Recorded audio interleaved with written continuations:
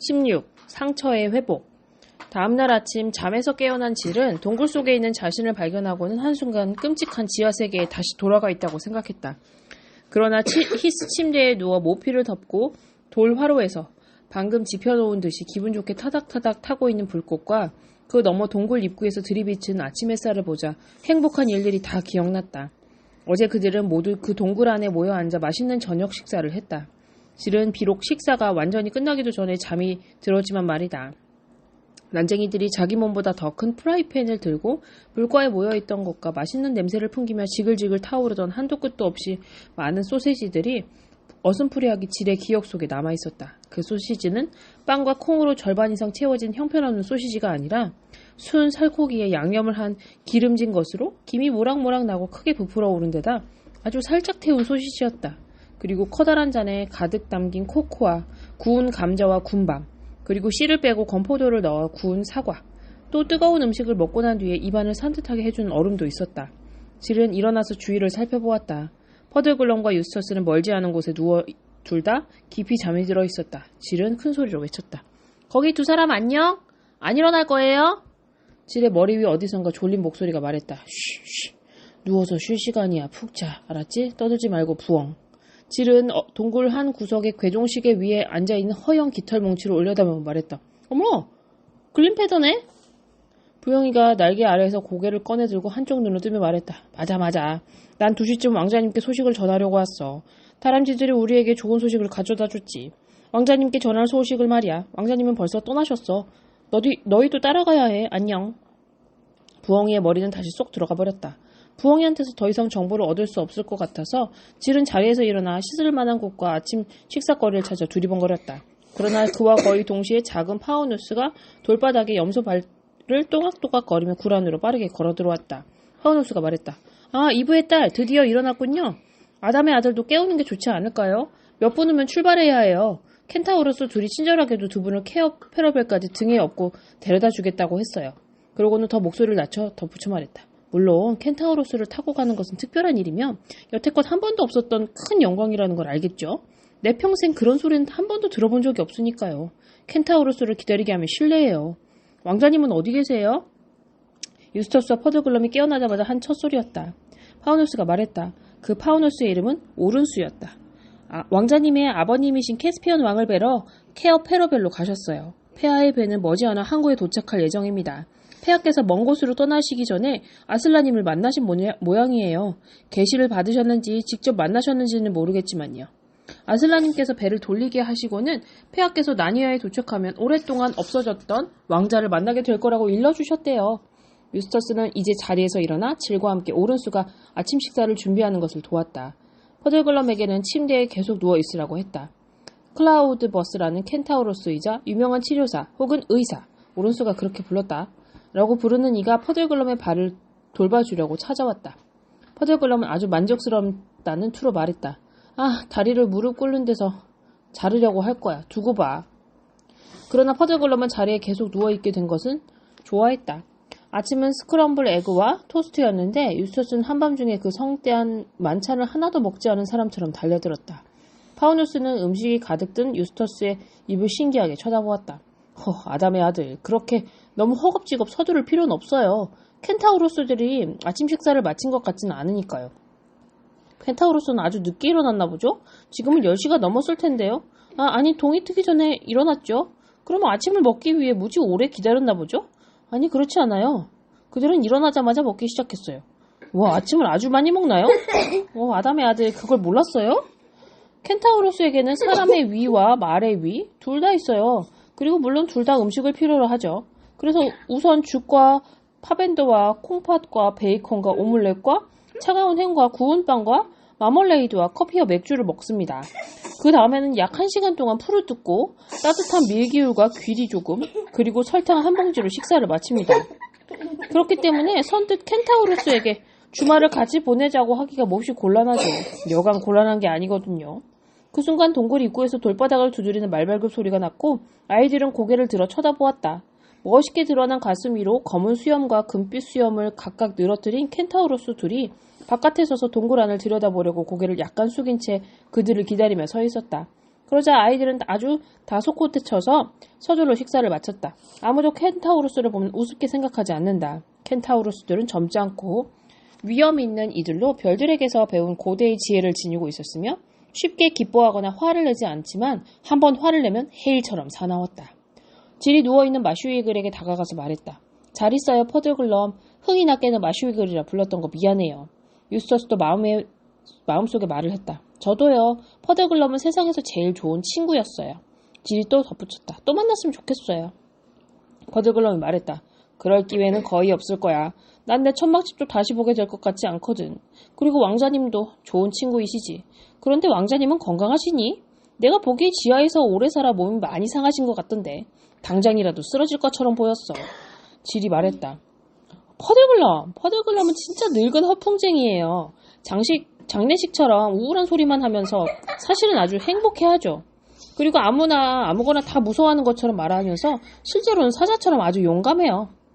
장례식 말이 나온 김에 퍼들글럼이 말을 시작하는 순간 등 뒤에서 켄타우로스의 말굽 두드리는 소리가 들리자 질은 느닷없이 퍼들글럼의 가냘픈 목을 양팔로 껴안고 진흙빛 얼굴에 입을 맞추어 퍼들글럼을 깜짝 놀라게 했다. 그 사이에 유스터스는 퍼들글럼의 손을 꼭 잡았다. 그런 뒤 아이들은 두 켄타우로스를 향해 달려갔고 마슈위글은 자리에서 다시 누우면서 혼자 중얼거렸다. 저 아이가 그런 행동을 하리라고 상상도 못했는걸. 물론 내가 잘생기긴 했지만 켄타우로스의 등에 올라타는 것은 아주 영광스러운 일이긴 했지만 그리고 질과 유스터스 외에는 오늘날 이 세계에 살아있는 사람들 가운데 아무도 해보지 못한 일이기도 했다. 한편으로는 몹시 불편한 일이었다. 자신의 목숨을 귀중하게 여기는 사람이라면 켄타우로스의 등에 안장을 얹겠다고 하는 사람은 아무도 없을 것이다. 결국 맨 등에 올라타야 하는데 그것은 그다지 즐거운 일이 아니었다. 특히 유스터스처럼 승마를 전혀 못하는 사람에게는 더욱 그렇다. 켄타우로스들은 위험있고 우아함에 정중했고 나니아의 숲으로 들어서면서부터는 고개도 돌리지 않은 채 아이들에게 약초와 뿌리의 특성을 일러주면서 행성들의 영양, 아슬란의 9가지 이름과 그 의미에 대해서 관해서 이야기해 주었다. 두 아이는 온몸이 아무리 아프고 심하게 흔들린다 해도 딱 한 번만 그 여행을 다시 할 수 있다면 무엇이든 다 내놓을 마음이 있었다. 지난밤 눈으로 반짝이던 그 숲 사이의 빈터와 언덕들을 다시 보고 아침 인사를 하는 다람쥐들과 토끼들과 새들을 다시 만나고 나니아의 공기를 들이마시고 나니아 나무들의 이야기를 듣기 위해서라면 말이다. 그들은 붉은 지붕들이 있는 아담한 베루나 마을에 있는 마지막 다리에서 훨씬 아래로 내려가 겨울 햇살을 받아 푸른빛을 띠며 눈부시게 흐르는 강에 도착했다. 거기서 뱃사공이 저어주는 납작한 나룻배를 타고 강을 건넜다. 나니아에서는 물에 관계된 일이나 물고기를 낚는 일은 거의 마슈위글들이 맡아서 했기 때문에 사공이라기보다는 사공위글이라고 하는 편이 옳겠다. 이내 강을 다 건넌 아이들은 켄타우로스들을 타고 남쪽 강둑을 따라 달려가 금세 케오페러벨에 도착했다. 그리고 도착한 바로 그 순간 아이들은 맨 처음 나니아의 발을 디뎠을 때 보았던 화려한 배가 거대한 새처럼 강으로 미끄러져 들어오는 모습을 보았다. 모든 신하들이 캐스피안 왕의 귀향을 마중하려고 성과 부두 사이에 놓여있는 잔디밭 위로 모여들었다. 검은 옷 대신 은빛 갑옷에 진홍색 망토를 두른 릴리언 왕자가 모자를 벗고 아버지를 맞으러 물가에 바싹 나가 서 있었다. 난쟁이 트럼프키는 그 옆에 작은 의자에 앉아 있었다. 아이들은 그 많은 군중을 뚫고 왕자에게 다가가기가 불가능할 것 같았다. 아이들은 다소 겸연쩍은 느낌마저 들었다. 그래서 켄타우로스들에게 몰려있는 신하들의 머리 위에서 구경하기 위해 등을 좀 더 빌려도 괜찮으냐고 물었다. 켄타우로스들은 물론 쾌히 승낙했다. 배의 갑판에서 화려한 은나팔 소리가 물결 위로 퍼져나갔다. 선원들이 밧줄을 던지고 쥐들, 물론 말하는 쥐들과 마슈위글들이 밧줄을 무트로 끌어당기자 배가 끌려왔다. 군중들 틈에 가려서 보이진 않았지만 악사들이 장엄한 개성곡을 연주하기 시작했다. 그리고 곧 왕의 갤리온선이 정박했고 쥐들이 배전에 배다리를 설치했다. 질은 그곳으로 나이든 왕이 걸어 내려오리라 예상했다. 그러나 뭔가 잘못된 듯 창백한 얼굴의 영주가 내리더니 왕자와 트럼프킨 앞에 무릎을 꿇었다. 셋은 잠시 머리를 맞대고 뭔가 이야기를 나누었다. 그러나 아무도 그들의 대화를 들을 수 없었다. 음악은 계속 연주되고 있었지만 사람들이 불안해하는 것을 느낄 수 있었다. 그때 4명의 기사가 뭔가를 들고 아주 천천히 움직이며 갑판의 모습을 나타냈다. 기사들이 배다리를 걸어 내려오는 순간 지금 운반하고 있는 것이 무엇인지 볼 수 있었다. 그것은 몹시 창백한 얼굴을 한 채 가만히 들것에 누워있는 늙은 왕이었다. 기사들이 들것을 내려놓자 왕자는 그 곁에 무릎을 꿇고 앉아 왕을 끌어안았다. 주위에 모여있는 그들은 캐스피안 왕이 손을 들어 릴리언 왕자에게 축복을 내리는 것을 볼 수 있었다. 다들 일제히 환호성을 올렸다. 그러나 몹시 어색한 환호성이었다. 모두들 뭔가 일이 잘못되어 간다는 것을 느꼈기 때문이었다. 그때 갑자기 왕의 고개가 베개 위로 떨어졌다. 악사들이 연주를 멈추었다. 침묵이 흘렀다. 왕의 곁에서 무릎을 꿇고 있던 왕자가 머리를 그 위에 얹고 흐느끼기 시작했다. 여기저기서 웅성거린 소리와 함께 우왕좌왕하는 소리가 들렸고 질은 유스터스를 비롯한 모든 사람들이 쓰고 있던 모자와 투구와 두건 따위를 벗고 있음을 알아차렸다. 그러고는 성 위쪽에서 펄럭거리는 소리가 들렸다. 질은 고개를 돌려 황금 사자가 그려져 있는 깃발이 깃대에서 절반쯤 내려지고 있는 것을 보았다. 그때부터 천천히 무정하게 구슬픈 현소리와 수심에 잠긴 나팔 소리를 울리며 음악이 다시 시작되었다. 이번에는 가슴을 찢어놓는 곡조였다. 아이들은 켄타우로스의 등에서 내렸다. 켄타우로스들은 아이들을 의식하지도 못하고 있었다. 질이 말했다. 지금 집에 있다면 좋겠어. 유스터스는 아무 말 없이 고개를 끄덕이면서 입술을 깨물었다. 내가 왔다. 아이들 뒤에서 들리는 굵은 목소리였다. 아이들은 돌아서서 사자를 보았다. 사자의 모습이 어찌나 눈부시고 생생하고 강렬한지 모든 것이 순식간에 빛을 잃고 희미한 그림자처럼 보였다. 질은 숨을 들이쉬는 것보다 더 짧은 순간 나냐의 죽은 왕에 대한 생각은 까맣게 있고 유스터스를 절벽 아래로 떨어뜨리게 했던 일, 하마터면 표시들을 모두 놓칠 뻔했던 일, 그리고 숱한 말다툼과 화를 냈던 일이 한꺼번에 떠올랐다. 질은 죄송해요 라고 말하고 싶었으나 입을 열 수가 없었다. 그때 사자가 두 눈으로 아이들을 부른 뒤 몸을 아래로 숙이고 혀로 아이들의 창백한 얼굴을 핥고 나서 말했다. 그런 생각은 하지 말거라. 나라고 늘 야단만 치진 않으니라. 너희는 내가 나니아의 부른 목적대로 일을 해내지 않았느냐? 질이 말했다. 제발 아슬라님 이젠 집에 가도 돼요? 그래 너희를 집에 데려가려고 왔느니라. 그러더니 사자는 입을 크게 벌리고 입김을 내뿜었다. 그러나 이번에는 두 아이 모두 허공으로 날아가는 느낌을 받지 않았다. 아이들은 꼼짝 않고 있는데 아슬란의 거센 입김이 배와 죽은 왕과 성과 눈과 겨울 하늘을 날려보내고 있는 것 같았다. 이런 모든 것들이 한 줄기 연기처럼 허공으로 날아가고 갑자기 아이들은 눈부시게 찬란한 한여름 햇살을 받으며 거대한 나무숲 사이로 맑고 상쾌한 시냇물이 흐르고 부드러운 풀밭이 깔린 곳에 서 있었다. 그때 아이들은 나니아가 있는 세계의 끝 너머 높디 높은 아슬란의 산 위에 와 있다는 사실을 깨달았다. 그러나 이상하게도 어디서 들려오는지 알 수 없지만 캐스피언 왕을 위한 장송곡이 줄곧 귓가에 맴돌았다. 아이들은 시내를 따라 걸었고 아슬란은 아이들 앞에서 걸어가고 있었다. 아슬란의 모습은 너무나 아름다워졌고 음악은 슬픔을 더해갔다. 질은 둘 중 무엇이 자기 눈에 눈물을 고이게 했는지 알 수가 없었다. 잠시 후 아슬란이 걸음을 멈추자 아이들은 시냇물을 들여다보았다. 그곳 시냇물 바닥의 황금 자갈 위에는 죽은 캐스피언 왕이 누워 있었으며 유리처럼 맑은 물이 그 위로 흐르고 있었다. 왕의 길고 흰 수염이 물풀처럼 흔들리는 가운데 그들 셋은 모두 서서 울었다. 사자까지도 울었다.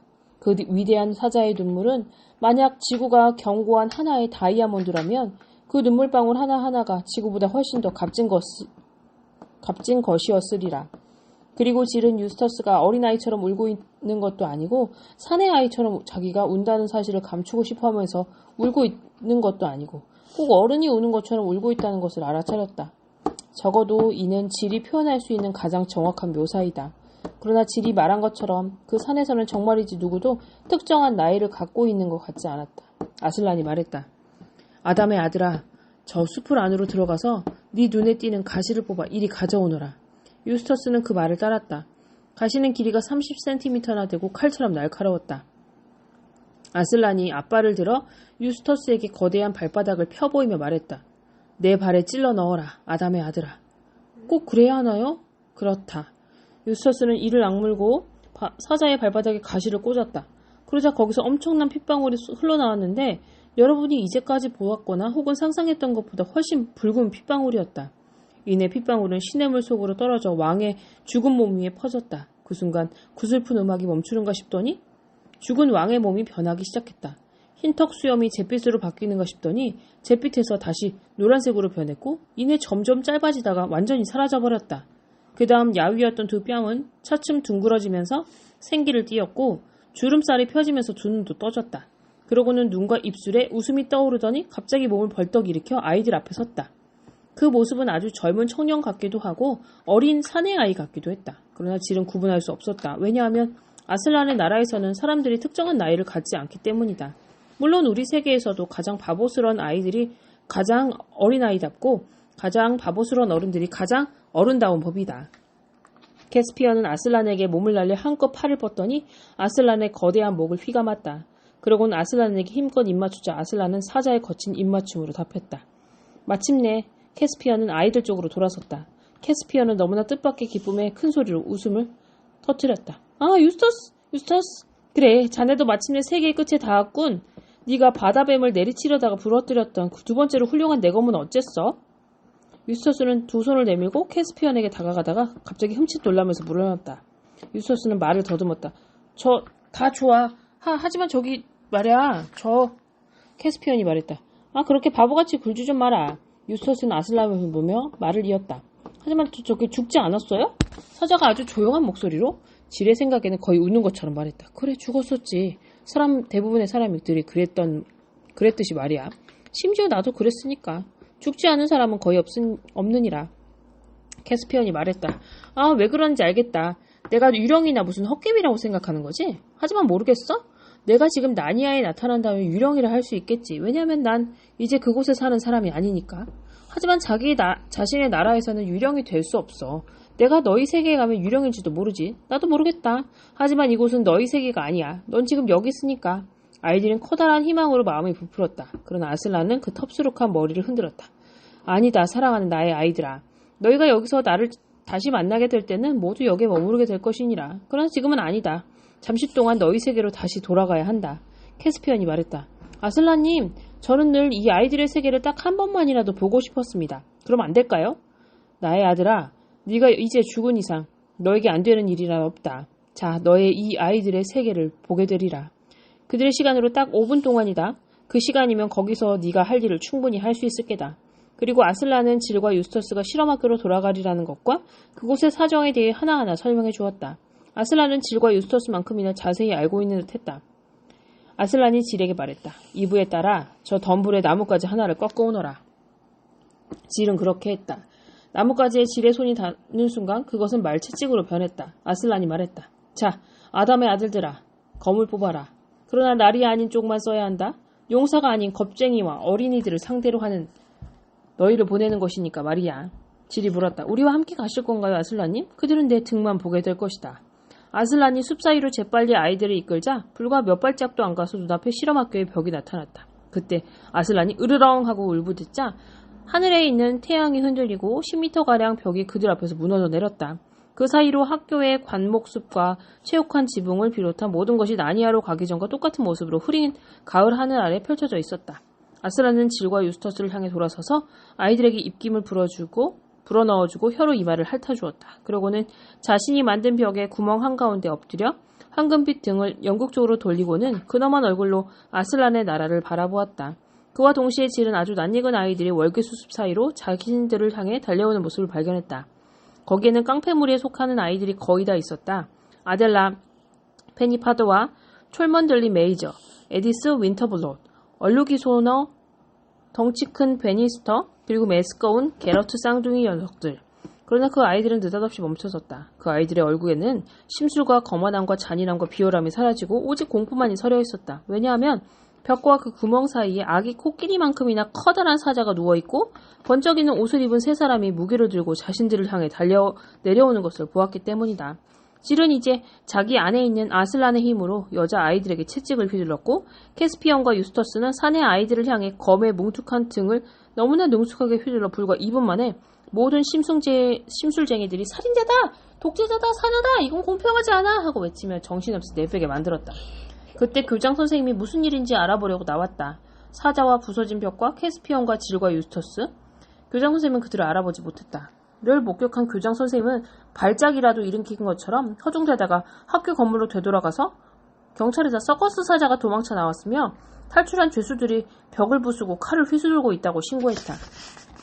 이 모든 소란 중에 질과 유스터스는 조용히 자기 방으로 들어가 입고 있던 화려한 옷을 평상복으로 갈아입었고 캐스피언은 자기 세계로 돌아갔다. 그리고 벽은 아슬란의 명령으로 다시 원래 상태로 복구되었다. 현장에 도착한 경찰이 사자도 부서진 벽도 죄수들도 없는 상황에서 미친 사람처럼 행동하는 교장 선생님의 모습을 보고는 조사를 벌였다. 그리고 그 조사에서 실험학교에서 일어난 온갖 일들이 밝혀졌고 약 10명의 학생들이 퇴학당했다. 그 뒤 교장 선생님의 후원자들은 그 여자가 교장 자격이 없다는 것을 알고는 다른 교장을 감독하는 자리에 앉혔다. 그러나 그 일마저도 제대로 해내지 못한다는 사실이 드러나자 그 여자를 의회로 보냈고 그 여자는 그 후로 행복하게 잘 살았다. 유스터스는 어느 날 밤 학교 운동장에다 몰래 그 훌륭한 옷들을 묻었다. 그러나 질은 그 옷을 아무도 모르게 집으로 가져갔다가 다음 방학 때 가장 무도의 의상으로 입고 나갔다. 그리고 그날 이후 실험학교는 모든 것이 개선되어 아주 좋은 학교로 바뀌었으며 질과 유스터스는 언제까지나 좋은 친구로 지냈다. 그러나 저 멀리 나니아에서 릴리언 왕은 자기 아버지인 바다의 항해자 캐스피언 10세의 장례를 치르고 아버지의 죽음을 애도했다. 그 후 릴리언 왕은 나니아를 잘 통치하여 릴리언 왕이 집권하는 동안 나라 전체가 아주 행복했다. 비록 퍼드글럼의 발은 3주 만에 상처도 남지 않고 깨끗하게 나았다. 유독 이 버릇처럼 밝은 아침이 있으면 축축한 오후가 있기 마련이니 언제까지나 좋은 날만 있기를 바라서는 안 된다고 말하곤 했지만 말이다. 언덕 죽턱에 나 있는 구멍은 메우지 않았고 그냥 두었고 더운 여름날이면 나니아인들이 배와 등불을 준비하여 그 안으로 들어가 시원하고 어두운 지하의 바다에서 뱃놀이를 하며 노래도 부르고 수십 미터 아래에 있는 도시들의 이야기를 주고받으며 즐거워했다. 혹시 여러분이 언제고 직접 나니아에 가는 행운을 얻게 된다면 그 동굴들을 잊지 말고 구경해 보기 바란다.